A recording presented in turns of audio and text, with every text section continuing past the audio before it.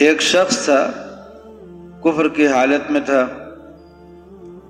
اور اس نے قرآن پاک کی آیتیں سنی، اس کا دل اسلام کی طرف مائل ہوا، اور اس نے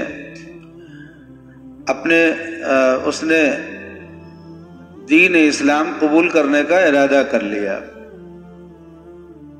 اس موقع پہ اس کا ایک دوست ملا، جب اس نے اپنی خواہش ظاہر کی کہ میں مسلمان ہونا چاہتا ہوں، تو اس کا ایک دوست ملا، وہ بھی کافر تھا۔ تو اس نے کہا کہ تم اپنے باپ دادا کے دین کو کیوں چھوڑو گے؟ اس نے کہا کہ مجھے آخرت کے عذاب سے ڈر ہے، دنیا میں تو خیر گزر جائے گی، آخرت کا ڈر ہے۔ اس نے کہا کہ اگر تم مجھے کچھ پیسے دے دو تو میں ذمہ داری لیتا ہوں کہ آخرت میں تمہیں عذاب ہونے لگے گا تو میں اپنے سر لے لوں گا، میں کہہ دوں گا کہ اس کے بدلے میں مجھے عذاب دے دے، اور تم کو عذاب سے چھٹکارا دلوا دوں گا، فدیہ جس کو کہتے۔ اس نے کچھ پیسے دے دیے اپنی جان، آخرت میں اپنی جان چھڑانے کے لیے کہ گناہ نہ پڑے، اس کے لیے کچھ پیسے دے دیے۔ پھر کچھ مدت گزری، پھر اس نے کہا کہ اور پیسے دے دو، اس نے اور پیسے دے دیے۔ جیسا کہ آپ دیکھتے ہوں گے عامل لوگ بہانے سے پیسے مانگتے ہیں، تو اس نے بھی کچھ اسی طرح سے مانگے، اور بہرحال پھر دینا بند کر دیا۔ اس نے ایک دستاویز لکھ کر کے دے دی کہ مرنے کے بعد میں تمہارے گناہوں کا ذمہ دار ہوں، کہ گناہ جو بھی تمہیں پڑے گا وہ میں اپنے سر لے لوں گا۔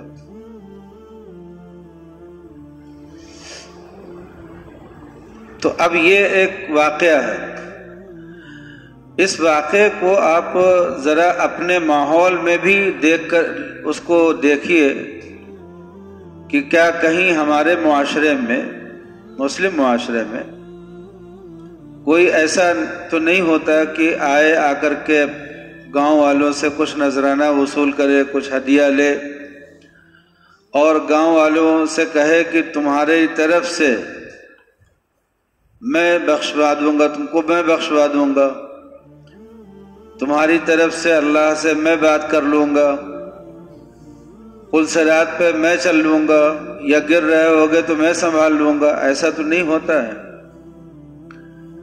چنانچہ ایک جھوٹے پیر کا واقعہ نقل بھی کیا جاتا ہے کہ ایک دیہاتی جو ہے وہ کچھ نذرانہ لے کر کے آیا پیر صاحب کی خدمت میں، اس لیے کہ پیر صاحب نے گاؤں میں اعلان کر دیا تھا، جاہل اور ان پڑھ لوگوں کا گاؤں، تو پیر صاحب نے اعلان کر دیا تھا کہ تمہاری طرف سے پل صراط پہ میں چلوں گا اور تم میں سے کسی کو گرنے نہیں دوں گا، اور آخرت کی ذمہ داری لی تھی انہوں نے۔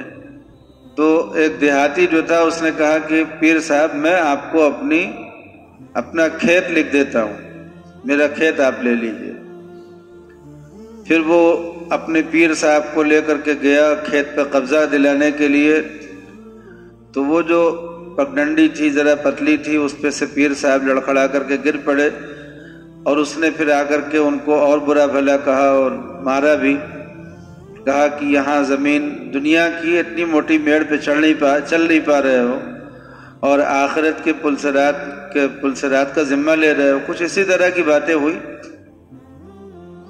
یا ایسے ہی کوئی پیر پہنچا اور اس کے لیے کھانا جو ہے وہ عورت نے یہ کیا کہ بوٹیاں جو ہیں وہ چاول کے نیچے چھپا دی، اور اوپر سے صرف چاول ہی چاول سامنے پہنچا، تو وہ منتظر ہوئے کہ اس کے ساتھ گوشت کہاں ہے۔ تو بیوی اور میاں بہت معتقد تھے اس پیر کے۔ جب پیر صاحب غصہ آئے، کہنے لگے کہ گوشت ہے نہیں، خالی خالی چاول کھلا رہے ہو، تو وہ عورت جو ہے وہ وہیں پیچھے چھپی کھڑی تھی اور جھاڑو لے کر کے اس نے مارا۔ اس نے کہا کہ تم کو یہ چاول کے نیچے جو بوٹی چھپی ہے وہ دکھ نہیں رہی ہے، اور تم کہتے ہو کہ تمہیں کعبہ میں کتا دکھتا ہے۔ وہ بیٹھے بیٹھے ایسے ہی دد دد کرنے لگے، تو لوگوں نے پوچھا کہ حضرت یہ دھت دھت کہاں، یہاں کتا کہاں ہے؟ تو کہنے لگے کہ کعبہ میں ایک کتا جا رہا تھا، میں نے اس کو بھگایا تھا۔ تو اس نے کہا کہ یہاں تم کو یہ بوٹی دکھی نہیں اور تم کو ہاں وہ دکھ گیا۔ تو اس طرح کی جو چیزیں تھیں، تو ایسے ہی ہمارے معاشرے میں دیکھنا چاہیے کہ کیا کوئی پیر یا کوئی بابا ایسا تو نہیں ہوتا جو آ کر کے ہماری قوم میں کچھ لوگوں سے یہ کہے کہ تمہاری نمازیں میں بخشوا دوں گا، تمہارا روزہ میں نہ رکھو روزہ اور نہ پڑھو نماز، اور میں تمہاری طرف سے سفارش کر دوں گا اور تمہاری جنت میں جانے کی گارنٹی لیتا ہوں۔ ایسا کوئی ہمارے معاشرے میں تو نہیں ہوتا ہوگا نا، لیکن ہوتا ہے، بہت ہوتا ہے۔ تو یہاں دیکھیے وہ جو شفاعت کا عقیدہ ہم نے اس سے پہلے بتایا تھا کہ اس کے ذریعے سے بھی گمراہ کیا جا رہا، جو عیسائیوں کے وہاں کفارے کا عقیدہ ہے، یہی مسلمانوں میں لوگوں کو بہکایا جا رہا ہے شفاعت کے عقیدے سے۔ شفاعت کا عقیدہ برحق ہے، نبی کریم صلی اللہ علیہ وسلم شفاعت فرمائیں گے، اپنے ہر امتی کے لیے فرمائیں گے شفاعت۔ آپ صلی اللہ علیہ وسلم کو یہ مقام دیا گیا ہے، روایتوں میں اس کا تفصیل سے بیان ہوا ہے۔ لیکن شفاعت کا مطلب کیا ہے؟ آپ نے اپنے صحابہ کو شفاعت کا وہ مطلب تو کبھی سمجھایا ہی نہیں کہ نماز مت پڑھو، روزہ مت رکھو، زکوٰۃ مت دو، حج مت کرو، جتنے گناہ ہیں سب کرو، جتنی بے حیائیاں ہیں سب کرو، تمہاری سفارش ہم کر دیں گے۔ یہ تو آپ نے کبھی سکھایا نہیں۔ آپ نے تو اپنی بیٹی حضرت فاطمہ سے فرمایا کہ بیٹی فاطمہ اس دھوکے میں نہ رہنا کہ تمہارے باپ محمد ہیں، یہ بات تمہیں دھوکے میں نہ ڈالے کہ تمہارے باپ ہم ہیں۔ اپنے لیے عمل کرو، اپنے لیے عمل کرو، پھر میں تمہارے لیے سفارش کروں گا۔ آپ نے سنا ہوگا حوض کوثر پہ بہت سے ایسے لوگ بھی پہنچیں گے جو مسلمان ہوں گے اور وہ چاہیں گے جام لینا، ان کے چہرے پر آثار ہوں گے، نماز کے سجدے کے نشانات ہوں گے، لیکن آپ صلی اللہ علیہ وسلم دینے کے لیے بھی ہاتھ بڑھا دیں گے، مگر فرشتے کہیں گے کہ مت دیجئے ان کو، آپ کو نہیں معلوم کہ انہوں نے آپ کے بعد دین میں نئی نئی باتیں ایجاد کر لی تھی۔ تو اس کا مطلب یہ ہے کہ نماز بھی پڑھا، روزہ بھی پڑھا، مگر جام کوثر سے اس لیے محروم ہو گئے کہ انہوں نے دین میں ایجاد کیا تھا، ہے نا؟ تو اب کوئی آدمی یہ ذمہ کیسے لے لے گا کہ قیامت کے دن میں سفارش کر کے تم کو بخشوا دوں گا؟ یہ ذمہ کیسے لے سکتا ہے؟ اس آدمی نے، وہ بھی کافر تھا، اور جس آدمی کا ذمہ لیا تھا وہ بھی کافر تھے۔ دونوں کافروں کا یہ قصہ اللہ تعالیٰ اس لیے نقل کر رہے ہیں تاکہ لوگوں کو یہ بات معلوم ہو جائے کہ یہ صرف ہمارے نبی حضرت محمد صلی اللہ علیہ وسلم کا پیغام نہیں ہے، یہ آدم علیہ السلام سے لے کر کے ہر پیغمبر کا پیغام ہے کہ ہر آدمی کو وہی ملے گا جو وہ کرے گا، جو دنیا میں کرے گا۔ دوسرا آدمی دوسرے کے گناہ کو اپنے سر نہیں لے سکتا، دوسرا آدمی دوسرے کی نیکی کو نہیں لے سکتا۔ وہ نیکی کا جو نظام ہے کہ میرے ذریعے سے کوئی نیک بنا تو اس کی نیکی مجھے ملے گی، اس کی نیکی کا ثواب مجھے ملے گا، یہ ایک نظام ہے بنا ہوا۔ لیکن کوئی آدمی کسی کا گناہ اپنے سر لے لے، اس کا ایک نظام بنا ہوا ہے، میرے ذریعے سے کسی نے گناہ کیا، میری وجہ سے کسی نے گناہ کیا تو اس کو بھی گناہ پڑے گا اور اس کے گناہ کا اثر میرے اوپر بھی ہوگا، یہ تو ٹھیک ہے۔ لیکن یہ کہہ دینا کہ تمہارا گناہ میں اپنے سر لے لوں گا اور تم بخش دیے جاؤ گے، یہ تو گویا قیامت میں اللہ کے سارے انصاف کا انکار ہی کرنا ہو گیا۔ کوئی بھی آدمی، کوئی بھی کہیں بھی بیٹھ کر کے ذمہ لے لے کہ ہم تمہیں بخشوا دیں گے، تو آپ دیکھیے اپنے معاشرے میں غور کیجئے، ہر مذہب میں، ہر جماعت میں، ہر فرقے میں کوئی نہ کوئی ایسا بندہ ہوتا ہے جو لوگوں کے جذبات سے کھیلتا ہے کہ ان کو گناہوں کی اجازت کیسے دی جائے، اس کے بدلے میں کچھ پیسے لے لیے جائیں دنیا کے، کچھ نذرانہ لے لیا جائے، کچھ جاہ لے لی جائے، اپنا ہاتھ پاؤں چموا لیا جائے، اس کو بوسہ دلوا لیا جائے اور اپنی تھوڑی ججمانی بڑھوا دی جائے، لیکن لوگوں کو سہولت دی جائے کہ گناہ کر سکتے ہو۔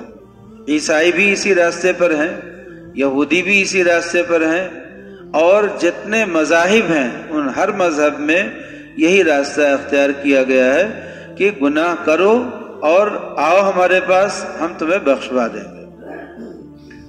باقاعدہ چرچ میں راہب بیٹھتا ہے، راہب بیٹھ جاتا ہے، لوگ آتے ہیں، آ کر کے اپنے گناہ وہاں پر بیان کرتے ہیں، اور میں نے یہ کیا یہ کیا یہ کیا، اور وہ راہب سنتا جاتا ہے۔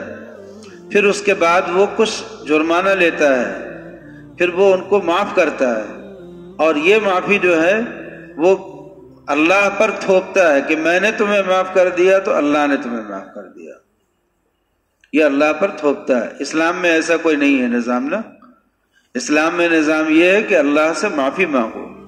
آپ نے کبھی بھی کسی معتبر عالم سے نہیں سنا ہوگا کہ کوئی گناہ کبیرہ بغیر توبہ کے معاف ہو سکتا ہے۔ سیدھا سیدھا ہے کہ گناہ ہو گیا، گھبراؤ مت، شرمندگی اختیار کرو، اللہ سے معافی مانگو، آئندہ نہ کرنے کا ارادہ کرو، تمہارا گناہ ختم ہو جائے گا۔ اللہ نے خود اعلان کر دیا کہ ہم معاف کر دیں گے، جب کوئی بندہ ہم سے معافی مانگے گا ہم معاف کر دیں گے۔ تو اسلام میں نظام یہ ہے کہ معافی مانگو، توبہ کرو، اس کو چھوڑنے کا ارادہ کرو۔ اسلام میں یہ نظام نہیں ہے کہ اس گناہ کو تم کرتے رہو اور کوئی ایسا بھی کوئی امرت ہے جو پلا دیا جائے گا جس کے بعد اس گناہ کا اثر ختم ہو جائے گا۔ اسلام میں ایسا نہیں ہے۔ حج میں لوگ جاتے ہیں، حج میں جاتے ہیں میدان عرفات میں، اور وہاں جا کر کے اللہ سے دعا مانگتے ہیں۔ اللہ تعالیٰ نے وعدہ کیا ہے، حضور پاک صلی اللہ علیہ وسلم نے دعا مانگی ہے، اللہ نے وعدہ کیا ہے کہ ہم معاف کر دیں گے، معافی ہو بھی جاتی ہے۔ عرفات کے میدان میں آدمی اپنے گناہوں سے ایسے پاک ہو جاتا ہے جیسے اس نے کبھی گناہ کیا ہی نہیں، ماں کے پیٹ سے پیدا ہوا ہو۔ لیکن آپ جانتے ہیں کہ حقوق العباد معاف نہیں ہوتے، حقوق العباد معاف نہیں ہوتے وہاں پر بھی، اور حقوق اللہ میں جو نمازیں قضا ہو گئی ہیں، جو روزے قضا ہیں، وہ معاف نہیں ہوتے، ان کو ادا کرنا باقی رہتا ہے ذمے میں۔ تو جو گناہ ہوئے ان سے جب بندے نے توبہ کی کہ اب یہ گناہ نہیں کریں گے، اس کے لیے وہ اگر عرفات کے میدان میں نہ بھی جائے، اپنی مسجد ہی میں توبہ کرے، اپنی مسجد میں بھی نہ جائے، اپنے گھر پہ بھی توبہ کرے، تو اس کے گناہ معاف ہو جاتے ہیں۔ جس وقت گناہ کیا ہے اسی وقت توبہ کرے تو معاف ہو جائیں گے، گناہ کی جگہ پر توبہ کرے تو اس کے گناہ معاف ہو جاتے ہیں۔ تو گناہ کو معاف کرنے کا اللہ نے بہت آسان طریقہ رکھا ہے، لیکن یہ کب ہوگا؟ جب بندہ معافی مانگے۔ یہ تھوپا نہیں جائے گا کسی پر تھوپا نہیں جائے گا، اور اس کا اللہ نے کسی کو گارنٹر نہیں بنایا ہے، یہ نظام نہیں رکھا ہے۔ تو اس رکوع میں یہی پیغام ہے۔ افرأیت الذی تولی، کیا آپ نے دیکھا اس آدمی کو جس نے اسلام قبول کرنے سے منہ موڑ لیا؟ منہ موڑ گیا، اسلام قبول کرنے کا ارادہ کیا تھا، پھر اس نے منہ موڑ لیا، کیوں؟ اور جس نے تھوڑا سا دیا پھر رک گیا، تھوڑا سا دیا، اس نے اپنی جان چھڑانے کے لیے دیا، اس کے بعد دوبارہ جب اس نے مانگا پھر دیا، پھر مانگا پھر منع کر دیا کہ اب نہیں دیں گے۔ تو وہ آتا قلیلا واقدا اعنده علم الغیب فهو یرا، کیا اس کے پاس غیب کا علم ہے کہ وہ دیکھ رہا ہے کہ قیامت کے میدان میں کیا ہونے والا ہے؟ کیا اسے ان باتوں کی خبر نہیں ملی جو موسیٰ کے صحیفوں میں ہے؟ موسیٰ علیہ السلام پر اللہ نے تورات اتاری تھی نا، تورات کتابی شکل میں آئی تھی، تختیوں پر لکھی ہوئی، لیکن موسیٰ علیہ السلام کو تورات کے علاوہ کچھ صحیفے بھی دیے گئے، کچھ صحیفے بھی اتارے گئے ان کے اوپر۔ تو وہ جو صحیفے موسیٰ علیہ السلام کو دیے گئے، یا وہ صحیفے جو ابراہیم علیہ السلام کو دیے گئے، تو اللہ تعالیٰ نے اسی کی طرف اشارہ کیا، کیا اسے ان باتوں کی خبر نہیں ملی جو موسیٰ کے صحیفوں میں درج ہے اور ابراہیم کے صحیفوں میں بھی، جو مکمل وفادار رہے؟ ابراہیم جو مکمل وفادار رہے، ابراہیم نے اپنی وفاداری یہ کی کہ جس طرح کا امتحان کسی بندے سے لیا جانا ممکن ہے وہ سب امتحان ان سے لیا گیا اور سب میں کامیاب ہوئے۔ تو سارے امتحانات میں جو پاس ہوئے اس کو اللہ تعالیٰ نے الذی وفا سے تعبیر کیا۔ اللہ تزر وازرۃ وزر اخری، تو کیا لکھا تھا ان دونوں صحیفوں میں؟ یہ کہ کوئی بوجھ اٹھانے والا کسی دوسرے کے گناہ کا بوجھ نہیں اٹھا سکتا۔ یہ ابراہیم کے صحیفے میں بھی تھا، موسیٰ کے صحیفے میں بھی تھا کہ کوئی بوجھ اٹھانے والا کسی دوسرے کے گناہ کا بوجھ نہیں اٹھا سکتا۔ وہ اللہ سے دیکھیے، اس میں اس کا انکار نہیں ہے کہ دوسرے کا گناہ دوسرے کو لگ نہیں سکتا، دونوں میں فرق ہے۔ ایک یہ ہے کہ میں نے اپنے بچے کو گناہ کے راستے پہ ڈالا، تو جب بھی وہ کوئی گناہ کرے گا تو اس کے گناہ کا اثر مجھ پہ بھی پہنچے گا، یعنی مجھے بھی اس گناہ کی سزا ملے گی۔ یہ ایک الگ چیز ہے۔ اور ایک یہ ہے کہ کوئی آدمی دوسرے کے گناہ کو اٹھا لے اپنے اوپر کہ تم گناہ کرو اور اس کا جو اس کی سزا ہوگی میں بھگت لوں گا، یہ نہیں ہو سکتا، یہ نظام نہیں ہے اللہ کا۔ یہ ابراہیم علیہ السلام کے صحیفے میں بھی تھا اور موسیٰ علیہ السلام کے صحیفے میں۔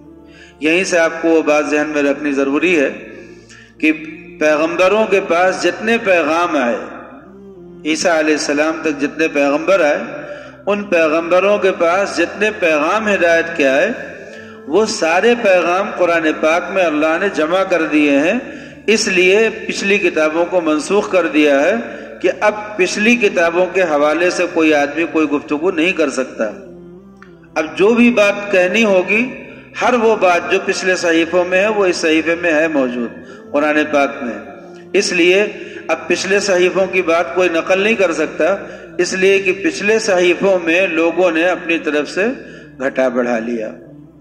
وہ عیسائی پادریوں کے ہاتھ میں اور یہودیوں کے ہاتھ میں کتابیں رہی ہیں اور انہوں نے اپنی مرضی سے اس میں کمی بیشی کر لی ہے، کچھ گھٹایا، کچھ بڑھایا، کچھ اضافہ کیا، تو اس لیے کچھ اپنی مرضی والی تشریحات کر دیں۔ اس وجہ سے ان کتابوں کے میں سے کسی آیت کو نقل کرتے وقت یہ سمجھنا کہ یہ آیت بعینہ اللہ کی آیت ہے، یہ بھی درست نہیں ہے، اس لیے کہ اضافات ہو گئے ہیں، کمی بیشی ہوئی ہے، تو کسی آیت کو یہ سمجھنا کہ یہ اللہ کی آیت ہے، یہ صحیح نہیں ہے۔ اور کسی پیغام کو نقل کرتے ہوئے، کسی حکم کو نقل کرتے ہوئے یہ سمجھنا کہ اللہ ہی کا حکم ہے، جو انجیل میں ہے، جو زبور میں ہے، جو تورات میں ہے، یہ بھی صحیح نہیں رہ گیا، مشتبہ ہو گیا۔ اور قرآن پاک میں جو آیتیں ہیں ان میں سے کوئی آیت مشتبہ نہیں ہو پائی، یعنی اس وقت سے لے کر کے آج تک اس کا زبر زیر بھی جیسے پڑھا جاتا تھا ویسے ہی محفوظ رہ گیا۔ اس میں کہیں اشتباہ نہیں ہے کہ یہ آیت جو پڑھی جا رہی ہے یہ کسی انسان نے اپنی طرف سے کچھ گھٹا بڑھا لیا ہو، اس کی کوئی گنجائش اس میں نہیں ہے۔ اسی لیے اب اللہ کی طرف جو کتاب منسوب کی جائے گی وہ یہ ہے، ایمان لایا جائے گا ان سب کتابوں پر جو اللہ نے نازل کی ہیں، کبھی بھی ایمان ہر کتاب پر، ہر صحیفے پر، لیکن کیسا ایمان لائیں گے کہ جو اللہ نے نازل کیا اس پر ہم ایمان لاتے ہیں۔ اللہ نے کیا نازل کیا؟ جو کتاب آج انجیل کے نام سے مل رہی ہے اس میں ہر لفظ اللہ کا اتارا ہوا ہے کہ نہیں ہے؟ کھلی بات ہے کہ نہیں ہے، منسوخ کر دیا گیا ہے۔ تو اب جب وہ اللہ کی طرف کوئی آدمی منسوب کرے کہ یہ آیت اللہ کی ہے تو غلط منسوب کر رہا ہے۔ اب ہم ان آیتوں کو دیکھیں گے کہ وہ قرآن پاک کی آیتوں کے مطابق ہیں تو ٹھیک ہے، وہ اللہ کا کلام ہو سکتا ہے، اور اگر مطابق نہیں ہے تو اللہ کا کلام نہیں مان سکتے اسے۔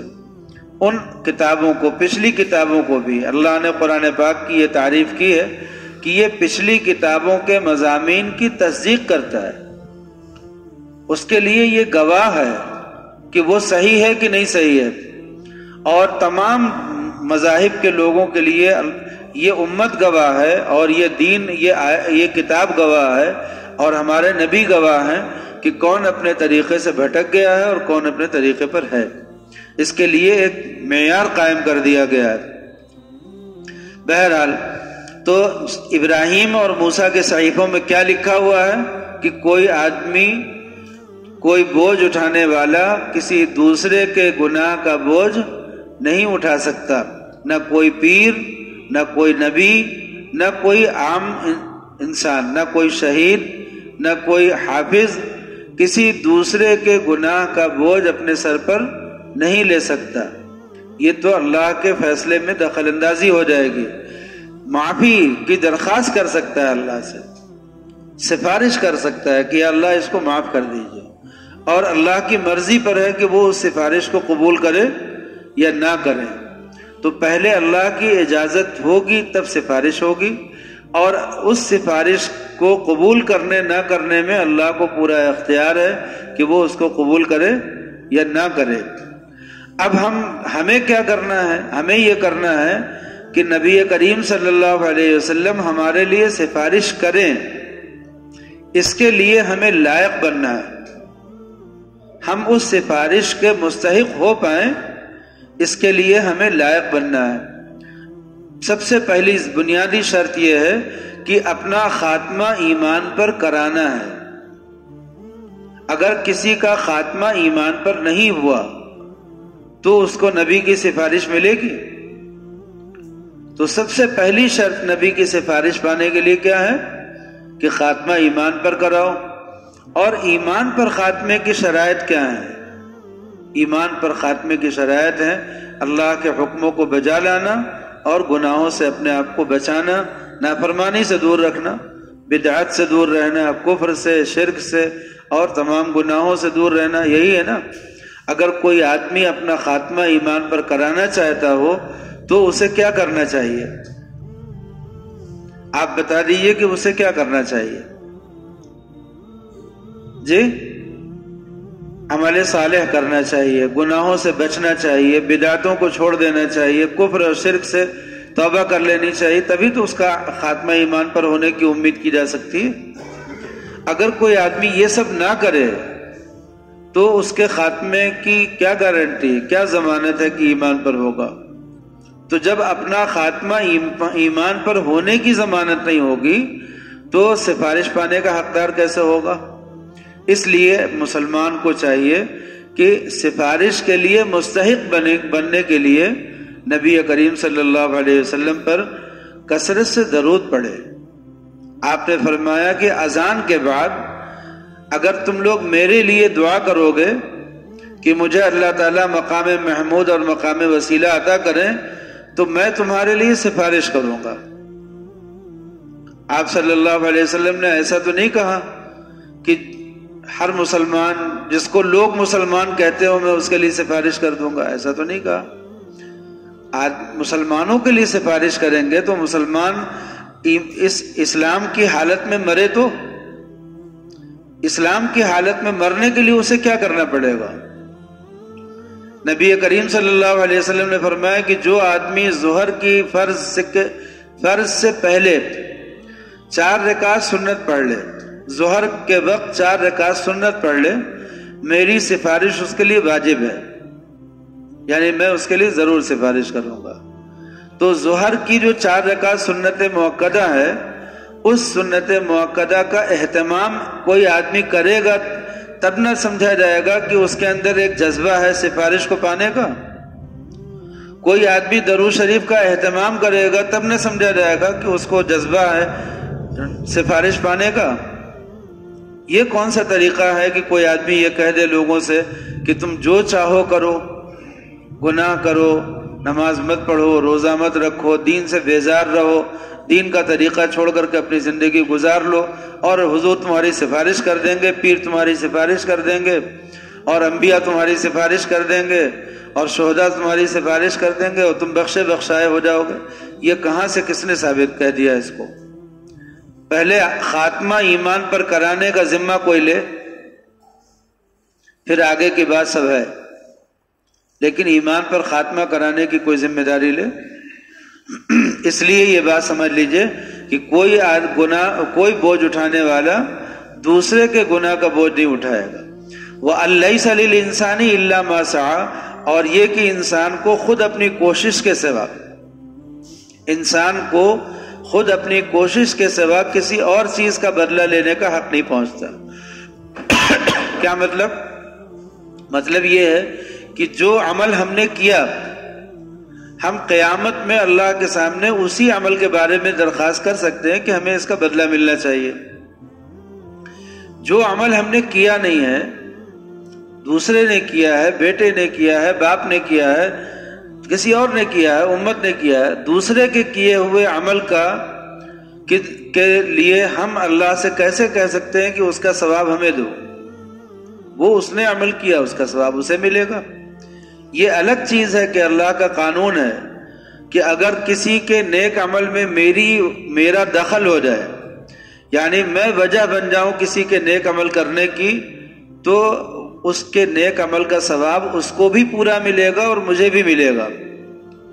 جیسے حدیث شریف میں آپ نے فرمایا کہ اگر کوئی آدمی رمضان میں کسی روزے دار کو افطار کرا دے، اس کا روزہ کھلوا دے، تو روزے دار کا ثواب کم نہیں کیا جائے گا، اور روزہ کھلوانے والے کو، افطار کرانے والے کو اس کے روزے کا پورا ثواب دے دیا جائے گا، اور اس کا ثواب کم بھی نہیں ہوگا۔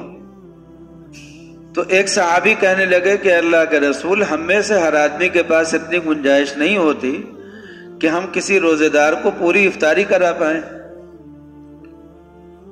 پورا کھانا کھلا پائیں۔ آپ نے فرمایا کہ پورے کھانے کی بات تھوڑی ہے، اس کا روزہ کھلوا دو۔